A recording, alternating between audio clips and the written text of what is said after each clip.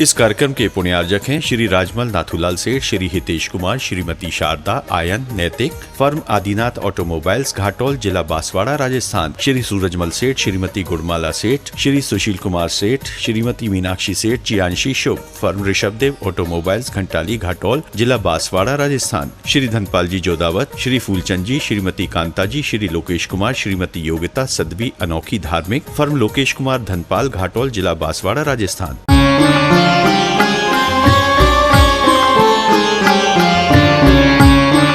लोग बड़े बड़े काम करते हैं और कई लोग सोचते रहते हैं कि हमें यह काम करना है, लेकिन वह कर नहीं पाते हैं।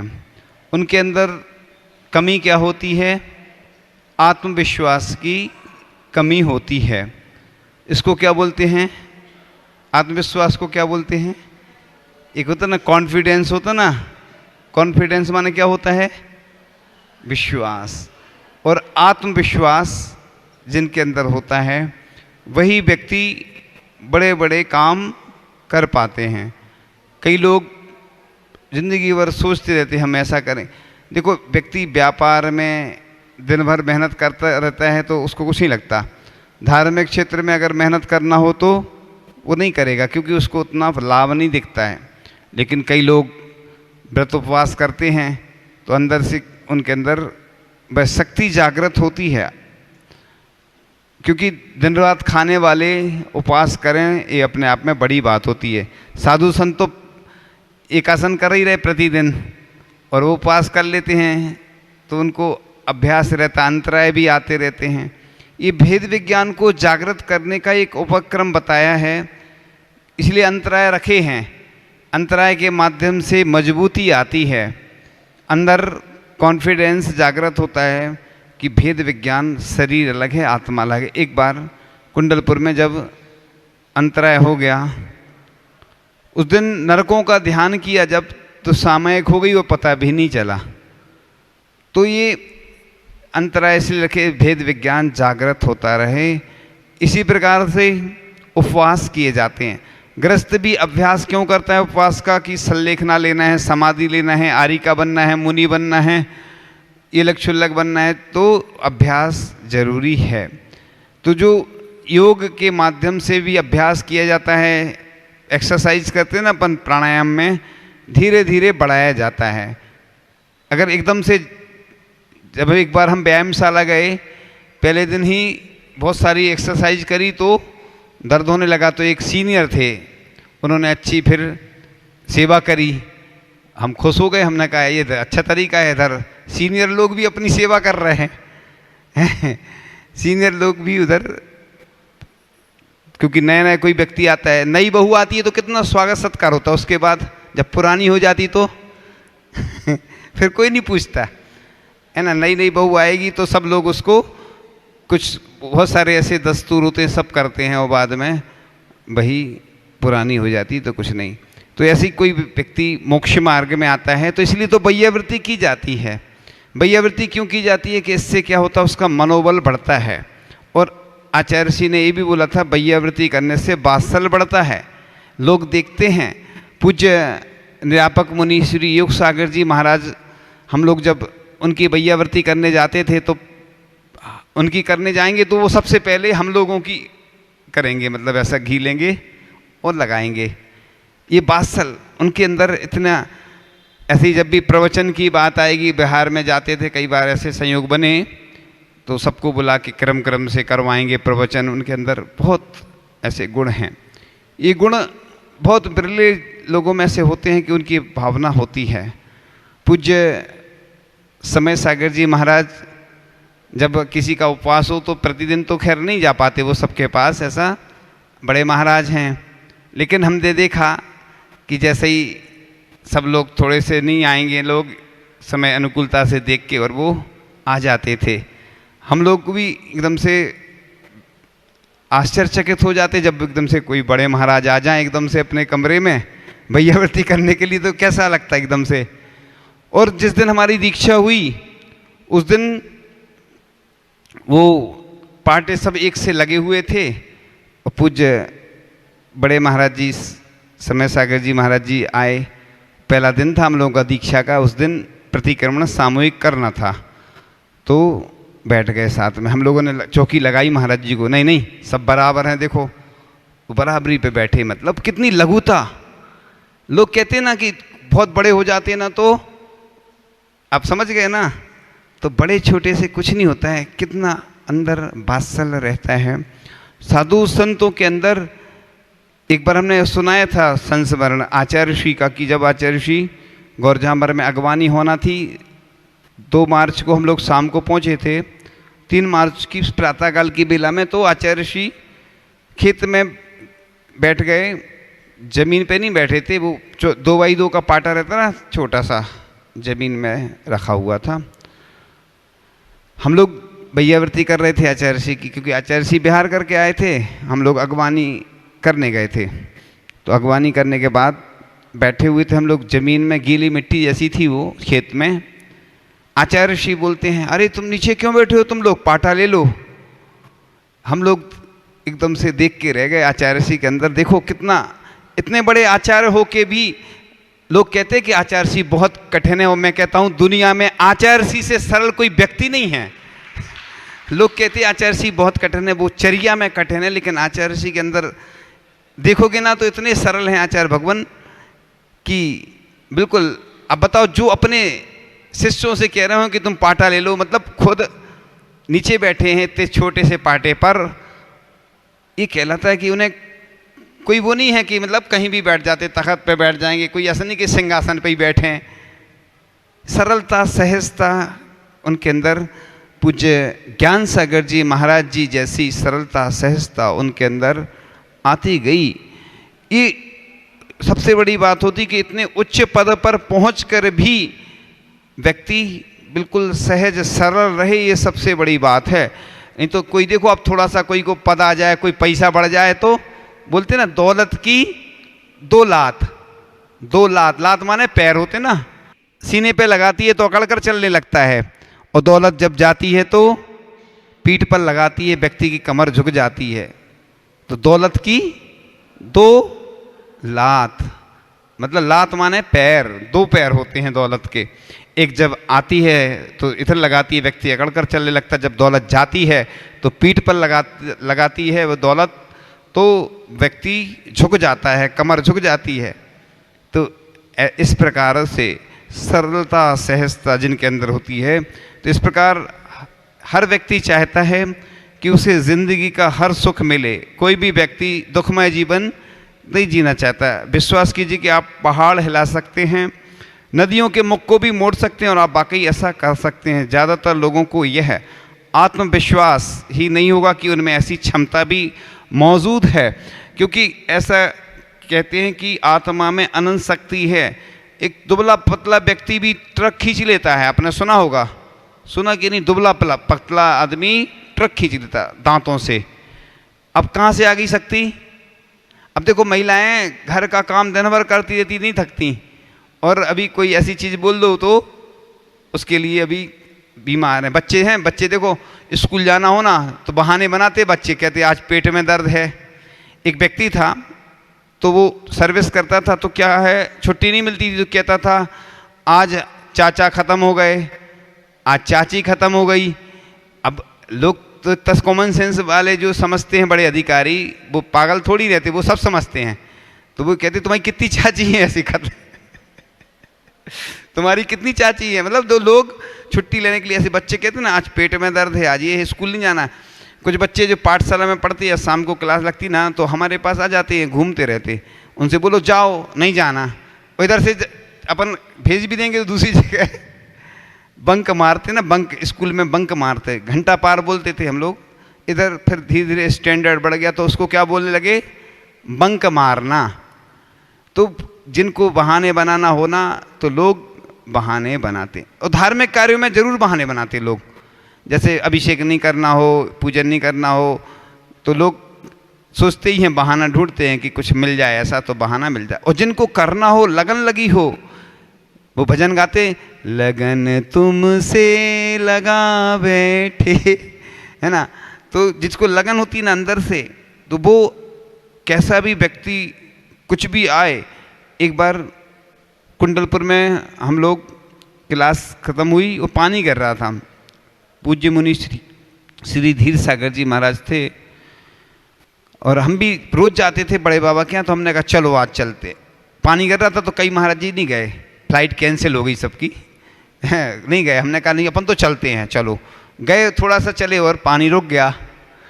तो कई बार परीक्षाएं तो होती हैं, कई बार स्थितियां ऐसी बनती हैं कि जब बिहार होता ना तो सोच समझ के बिहार करते हैं कि आगे ऐसा नहीं ऐसा हो जाए, पानी गिर जाए, कुछ स्थिति परिस्थितियां बदलती रहती हैं।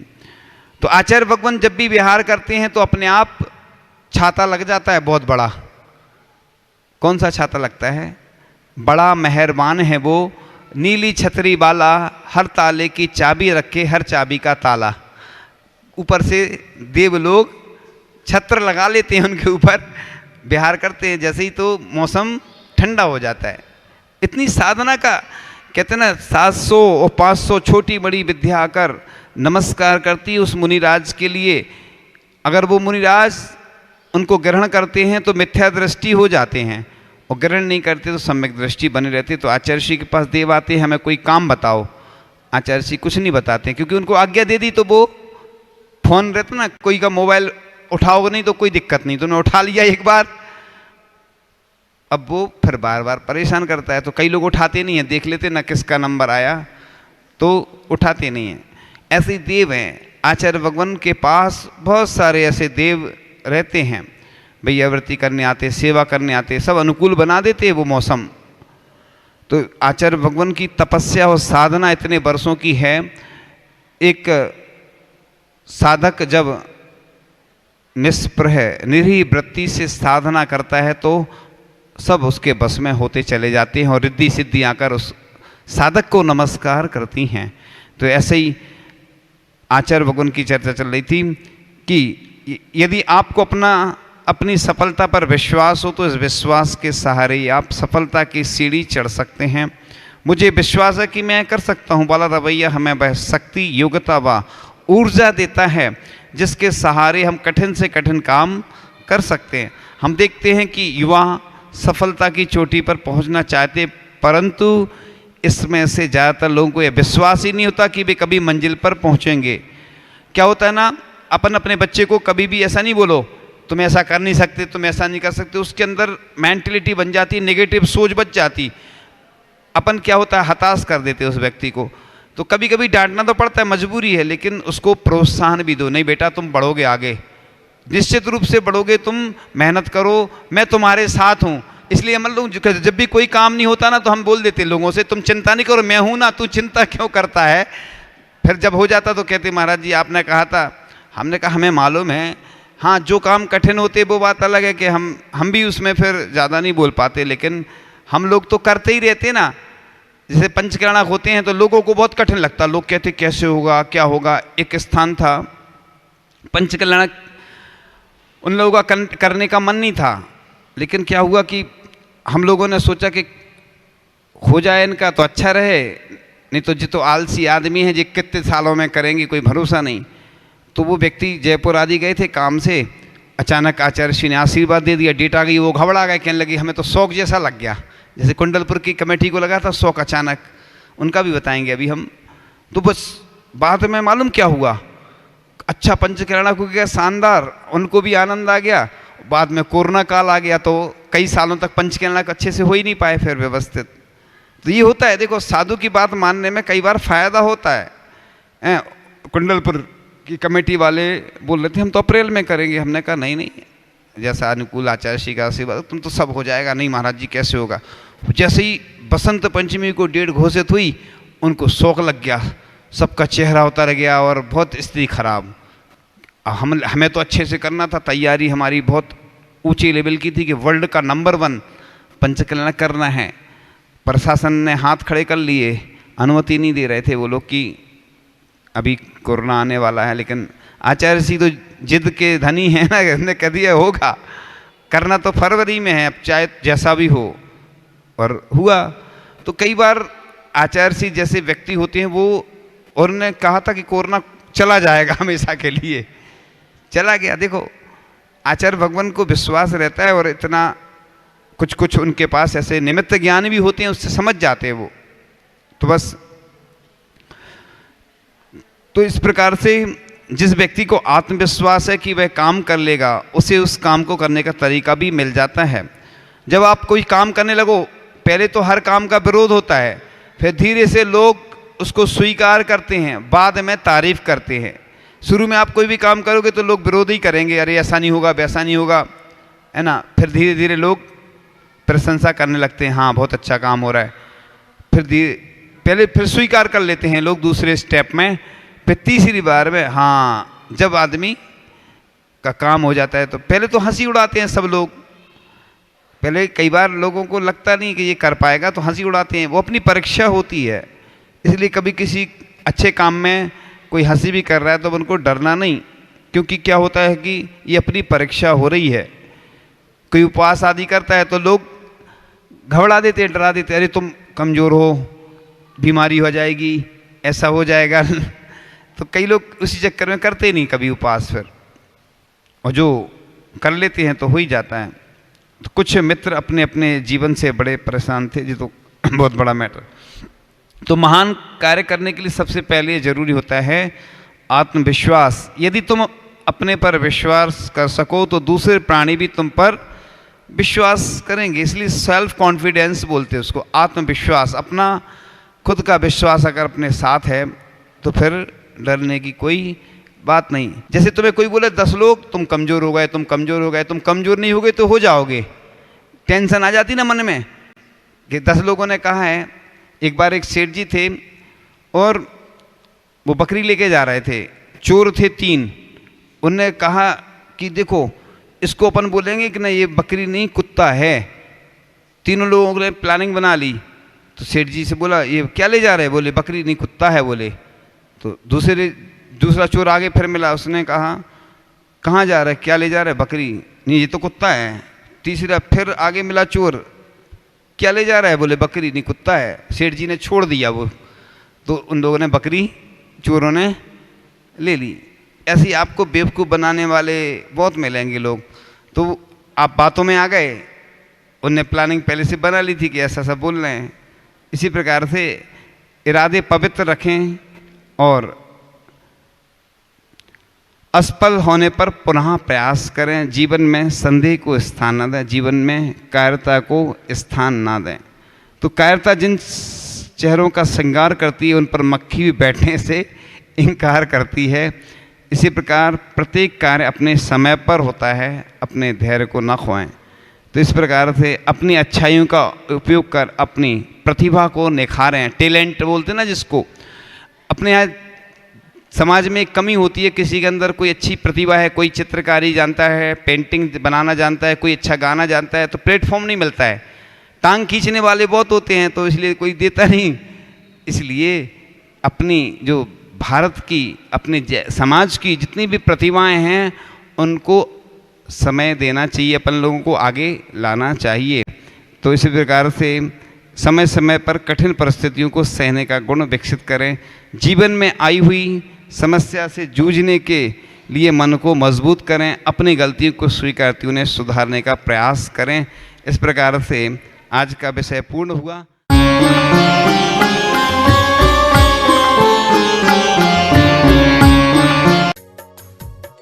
इस कार्यक्रम के पुण्यार्जक थे श्री राजमल नाथूलाल सेठ, श्री हितेश कुमार, श्रीमती शारदा, आयन, नैतिक, फर्म आदिनाथ ऑटोमोबाइल्स, घाटोल, जिला बांसवाड़ा, राजस्थान, श्री सूरजमल सेठ, श्रीमती गुड़माला सेठ, श्री सुशील कुमार सेठ, श्रीमती मीनाक्षी सेठ, चियांशी शुभ, फर्म ऋषभदेव ऑटोमोबाइल्स, घंटाली, घाटोल, जिला बांसवाड़ा, राजस्थान, श्री धनपाल जी जोदावत, श्री फूलचंद जी, श्रीमती कांता जी, श्री लोकेश कुमार, श्रीमती योगिता सदवी, अनोखी धार्मिक, फर्म लोकेश कुमार धनपाल, घाटोल, जिला बांसवाड़ा, राजस्थान।